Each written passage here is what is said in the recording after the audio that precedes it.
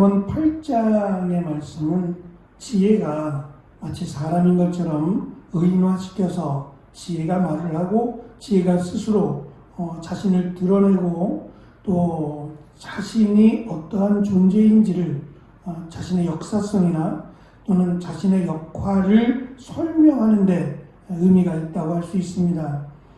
우리가 32절부터 36절 이 8장의 결론이 되겠는데요. 여기에 보면 나 또는 내게라고 하는 단어가 7번 등장합니다. 우리가 8장 처음부터 보았던 것처럼 여기서 나는 무리한 사실은 살아있는 생명체가 아니니까 무리하게 보이긴 하지만 여기서 나 또는 내게라고 하는 것은 이제껏 보아온 것처럼 지혜를 의미합니다. 그래서 지혜가 아들들아라고 하는 32절에 이제껏 지혜자가 또는 아버지가 사랑하는 아들들에게 사랑하는 젊은이들에게 권면하는 내용을 담아왔는데 여기서 지혜가 마치 젊은이들에게 또 사랑하는 자녀들에게 하는 권면인 것처럼 자녀들아 또는 아들들아라는 말로 시작을 합니다. 크게 두 가지의 중요성을 담고 결론을 마무리하는데요. 첫째는 32절에 있는 것처럼 복 있는 사람, 시편 1편에서 복 있는 사람은 이라고 출발하는 것처럼 32절 결론 부분도 복 있는 사람이 누군지, 누가 복이 있는지를 설명하면서 마무리한다는 겁니다. 32절에 내 도를 지키는 자가 복이 있느니라. 34절 내게 들으면 날마다 내 문 곁에서 기다리며 문설주 옆에서 기다리는 자는 복이 있나니 라고 하는 누가 복이 있는지를 설명하는데 그 목적이 있고요. 마지막 두 번째는 35절에 있는 것처럼 생명을 얻는다는 겁니다. 7장 마지막을 보시면 7장 마지막은 사망의 방으로 내려가느니라 라는 말로 사망의 길, 음녀를 따르고 또 음녀의 유혹을 받는 사람은 사망의 길을 가는 사람으로 설명을 했습니다. 36절도 사망으로 가는 나를 미워하는 자는 사망을 사랑하느니라 라고 역시 죽음을 끝으로 다루고 있습니다. 생명이냐 죽음이냐 라고 하는 그냥 단순한 권면이 아니라 죽음의 길 또는 사망의 길을 결정하는 음녀를 택하면 사망의 길이요 그리고 지혜를 택하고 지혜를 사랑하면 생명의 길을 가게 될 것이며 또 여호와의 은총을 얻을 것으로 8장이 마무리된다는 점에서 8장은 유의 있게 특별히 긴 내용입니다만 이 지혜에 관해서 지혜가 무엇이냐라고 묻는다면 지혜는 우리에게 생명을 줄 뿐만 아니라 여호와의 은총을 받게 하는 길이다라고 지금 결론을 내리고 있습니다. 두 번에 걸친 지혜가 우리에게 복을 준다라고 하는 설명인데요. 먼저는 도를 지키는 사람은 복이 있다라고 32절이 우리에게 가르쳐 줍니다. 이 도는 아주 혼란스러운데요. 앞에서 길이라고 설명하면서 계속 강조를 해왔는데 갑자기 느닷없이 32절에는 또 도라고 번역을 했어요. 그냥 똑같이 길이라고 앞에서 설명한 것처럼 길이라고 했으면 조금 더 이해하기가 좋았을 텐데 한자적인 표현이잖아요. 길도자를 써서 도라고 하면서 그 도를 행하는 자, 도를 지키는 사람이 복이 있다라고 하니까 조금 무게감이 달라지는데요. 길이라고 하는 게 더 나을 것 같습니다. 앞에서 한 것처럼 길이라고 하는 것은 인생을 표현하는 또 다른 상징인데 어떠한 삶을 사느냐, 지혜의 삶을 사는 사람은 복이 있다라는 설명이죠. 지혜가 제시하는 앞에서부터 제시한 삶의 방식이 있습니다. 의롭고 정직하게 살아가는 겁니다. 그렇게 의롭게 정직하게 살아가는 사람은 복이 있다. 그 이유는 33절에 있는 것처럼 훈계를 앞에서 명철을 강조한 겁니다만 훈계를 가볍게 여기지 않는다는 거예요. 왜냐하면 우리의 지혜가 완벽하지 않습니다. 지혜를 채워가는 거지 지혜가 완벽한 건 아니에요. 그래서 젊은이들에게 지혜라고 하는 것은 삶과 또는 우리의 인생과 무관하지 않습니다. 그러니까 우리의 백발이 마치 면류관인 것처럼 설명하는 이유는 그냥 머리만 휘어지는 게 아니라 우리가 그만큼의 삶을 살았고 그 삶이 지혜의 삶과 연관이 있다면 그 나이가 많은 백발의 어른들의 말에 귀를 기울이라는 거예요. 그게 빠르다는 거죠. 제가 93년도에 장사를 처음 시작을 했습니다. 그리고 이제 1년 뒤에 94년도에 시작했던 사업이 이 컴퓨터와 관련된 사업이었어요. 그때 처음 이제 컴퓨터가 나왔어요. 굉장히 무겁고 그때는 3.5인치 플로피 디스크라고 해가지고 이 정사각형 모양의 그 까만색에 굉장히 그 가볍고 그 안에 이렇게 뭔가 검정색 필름 같은 것이 들어있는 용량도 굉장히 작아요. 그 플로피 디스켓을 넣어야만 작동이 되는 거예요. 그러니까 엄격하게 말하면 타작이에요. 그냥 그 비싼 한 500만 원 가까이 했던 컴퓨터인데 그 컴퓨터로 할 수 있는 일이란 문서 작업이 전부였어요. 아리안글도 아니고 하여튼 문서 작업이 전부. 그런데 타자기는 불편하잖아요. 타자를 쳐야 되고 그걸 지우려면 그 백키를 눌러서 지워야 되는데 그때 이제 처음에는 잉크가 없었고 다 화이트로 이렇게 지웠고 그 다음에는 그 필름에 잉크가 발라져 있었어요. 흰색 잉크가 발라져 있어서 백을 치면 뒤로 이렇게 옮기면 지워졌어요. 잉크가 묻어서 지워졌어요. 그래도 흔적이 남고 타이핑밖에는 아무것도 할 수가 없었어요. 뭐 줄을 긋는다든지 하는 것이 극히 제한적이었어요. 그래서 자를 갖다 대고 줄을 긋는 이런 일들을 병행해서 했어요.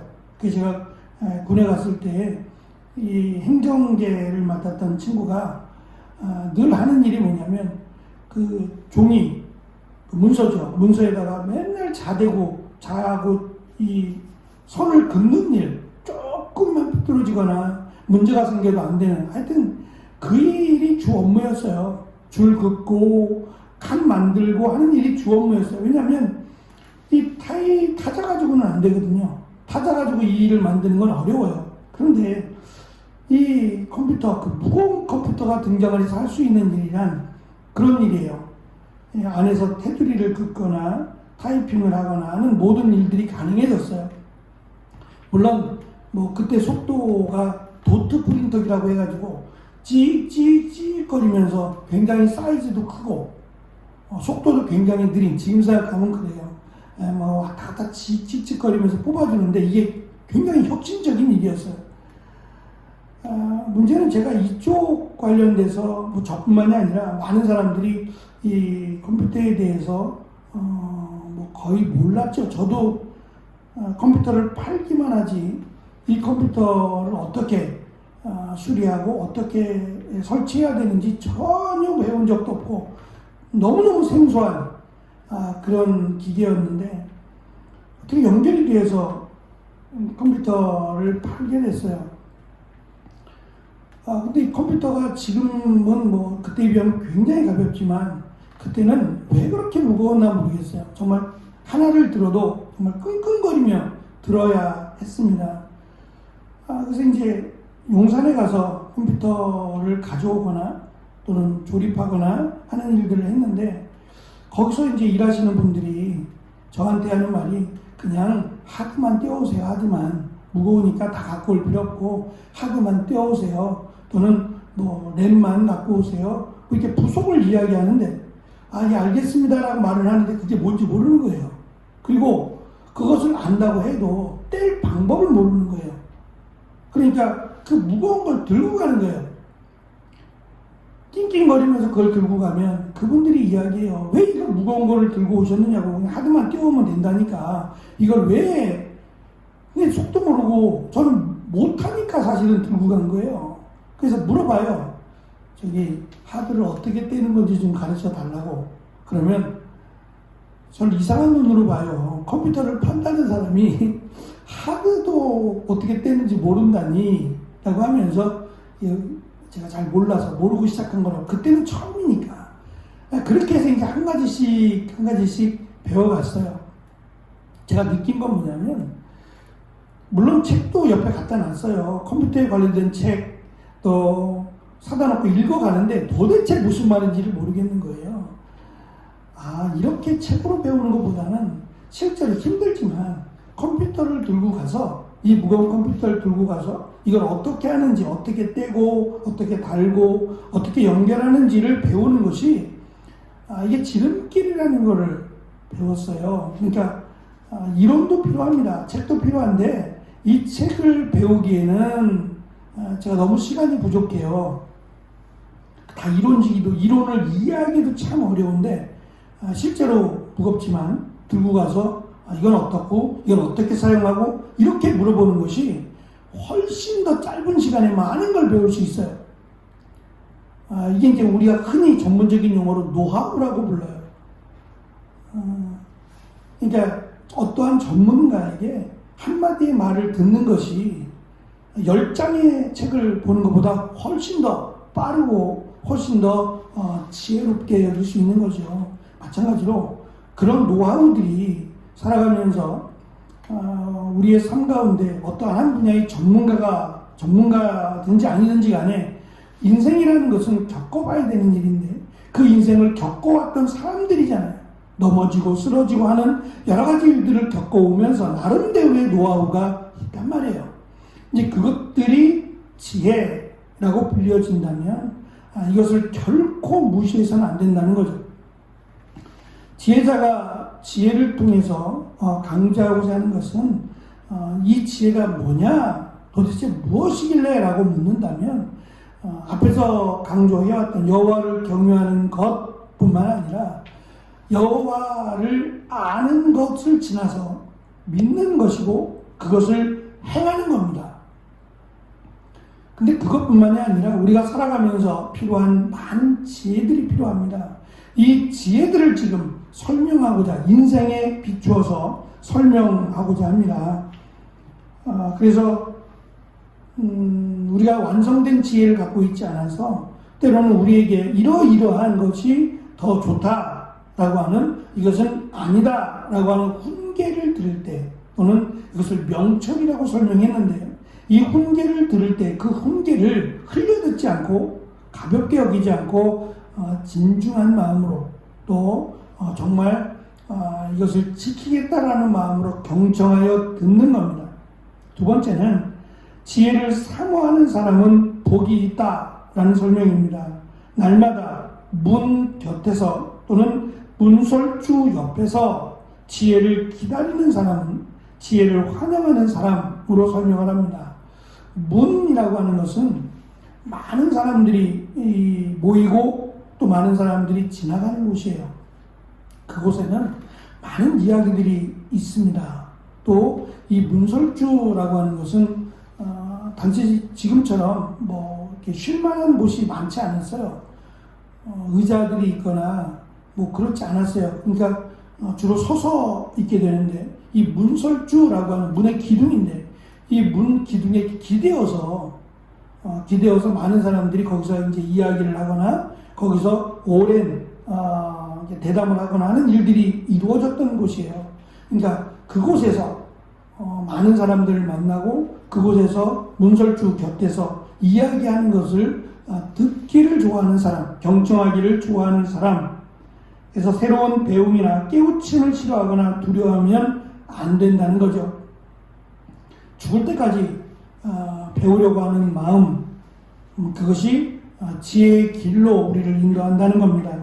언제든지 지혜를 맞이하려고 하는 사람은 복이 있고 지혜를 통해서 생명을 얻고 하나님의 은총을 얻을 것이다 라고 설명을 합니다.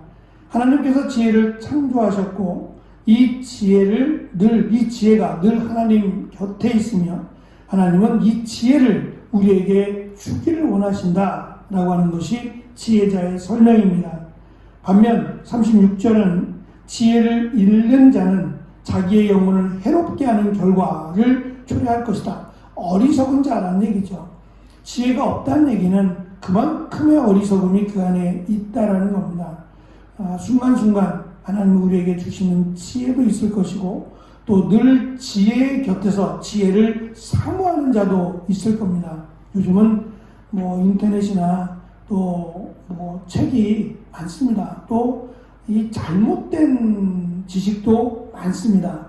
오히려 그것을 분별해내는 것이 더 우리가 관심을 가져야 될 부분이 아닌가 싶어요. 왜냐하면 거짓 정보들이 너무 많기 때문에 그것을 잘 분별해내는 것도 필요하리라고 생각합니다.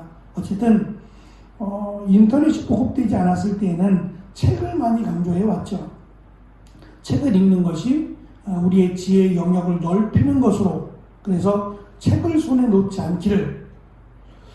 근데 요즘 안타깝게도 책 보는 사람들을 거의 볼 수 없어요.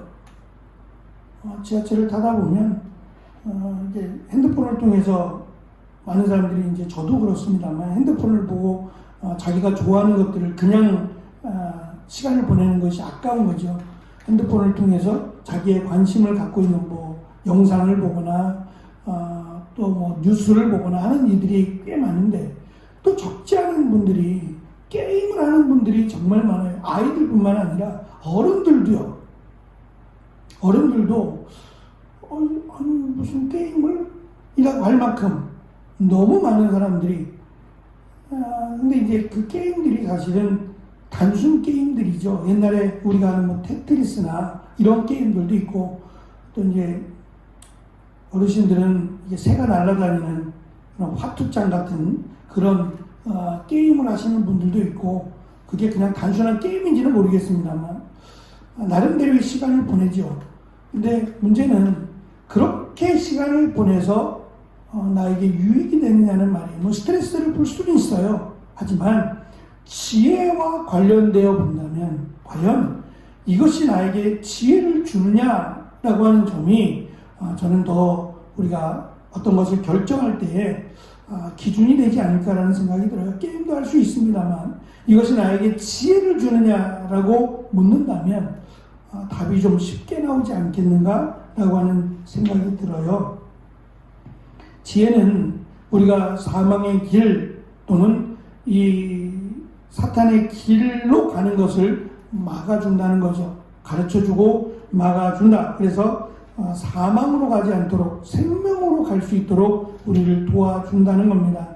음료를 찾는 것은 결국 죽음의 길로 가는 길이라면 지혜를 사랑하고 지혜를 구하는 자는 생명으로 향해서, 죽음이 아닌 생명을 향해서 간다라고 하는 대조를 통해서 우리가 반드시 세상의 유혹이 아니라 지혜인 하나님의 말씀 또는 하나님께서 원하시는 삶을 사는 것이다. 이것이 지혜다라고 하는 것을 지혜자가 우리에게 가르치고 권면하고 있습니다.